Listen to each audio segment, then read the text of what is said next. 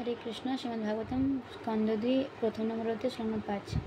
तस्माद् भारत सर्वत्वा भगवान ईश्वर हरि श्रोतव्य कीर्तितव्य च स्मर्तव्य च इच्छता अभयम। অনুবাদ, হে ভারত, সমস্ত দুঃখ দুর্দশা থেকে যে মুক্ত হওয়ার বাসনা করে তাকে অবশ্যই পরমাত্মা পরম নিয়ন্ত্রণ সমস্ত দুঃখ হরণকারী পরমেশ্বর ভগবানের কথা শ্রবণ কীর্তন ও স্মরণ করতে হবে। পূর্ববর্তী শ্লোকে সুখদেব গোস্বামী বর্ণনা করেছেন কে মূর্খ জড় বিশ্বাসক্ত মানুষেরা নিদ্রা প্রতিক্রিয়া অর্থনৈতিক অনুসাধনে বিস্মৃতি গর্ভে নিমজ্জমান আত্মীয় স্বজনদের প্রতিপালনের চেষ্টায় দুর্লভ সময় নষ্ট করছে। সমস্ত জড় কার্যকলাপে লিপ্ত হয়ে জীব কর্মের বন্ধনে আবদ্ধ হচ্ছে। তার ফলে জলচর উদ্ভিদ সরীসৃপ পক্ষী পশু সভ্য মানুষ আদি 84 লক্ষ বিভিন্ন জনি সমন্বিত জন্ম মৃত্যু শৃঙ্খলা আবদ্ধ হচ্ছে। অবশেষে মনুষ্য জীবন লাভ করে সে এই কর্মবন্ধন থেকে মুক্তি হওয়ার একটি সুযোগ পায়। তাই কেউ যদি এই ভয়ঙ্কর বন্ধন থেকে মুক্তি লাভের বাসনা করে তাহলে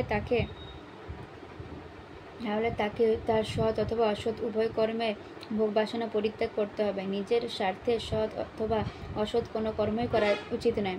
পক্ষান্তরে সবকিছু অধীনস্থ পরমেশ্বর ভগবানের উদ্দেশ্যে সবকিছু সম্পাদন করা উচিত। এইভাবে কর্ম করার নির্দেশ ভগবদ্গীতায় 9 নম্বর 27 শ্লোকে দেওয়া হয়েছে। সেখানে বলা হয় যে সব কিছু যেন পরমেশ্বর ভগবানের জন্য করা হয়। প্রথমে পরমেশ্বর ভগবানের কথা শ্রবণ করতে হয়।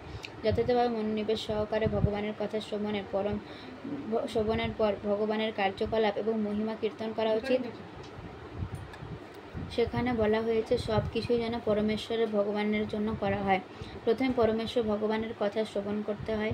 যথাযথভাবে মনোনিবেশ সহকারে ভগবানের কথা শ্রবণে পরম ভগবানের কার্যকলাপ মহিমা কীর্তন করা উচিত এবং তা করার ফলে ভগবানের চিন্ময় স্বরূপ নিরন্তরভাবে স্মরণ করা উচিত। ভগবানের মহিমা শ্রবণ ভগবানের চিন্ময় প্রকৃতি থেকে অভিন্ন এবং তার ফলে সর্বক্ষণ ভগবানের সান্নিধ্যে লাভ করা যায়। তার ফলে সমস্ত ভয় থেকে মুক্তি লাভ করা যায়।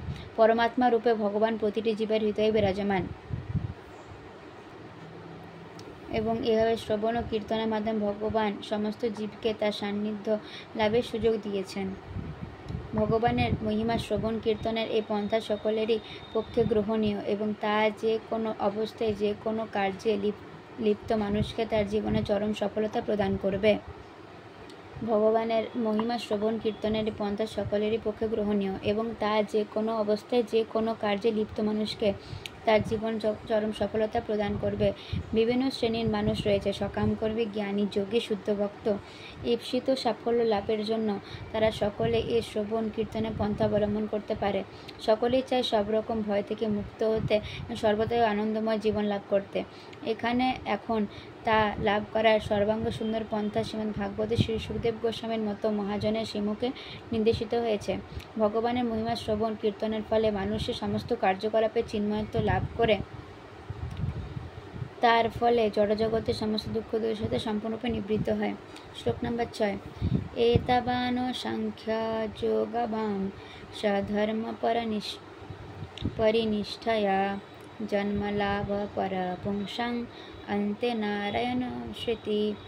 অনুবাদ, জড় এবং চেতন সম্বন্ধীয় যথাযথ জ্ঞান লাভের পন্থা বা সাংখ্য জ্ঞান, যোগ অনুশীলন অথবা যথাযথভাবে বর্ণাশ্রম অনুশীলন, এই সবকটি পন্থারই পরম উদ্দেশ্য হচ্ছে অন্তিম সময়ে পরমেশ্বর ভগবানকে স্মরণ করা। হরে কৃষ্ণ কৃষ্ণ কৃষ্ণ হরে হরে, হরে রাম রাম রাম হরে হরে।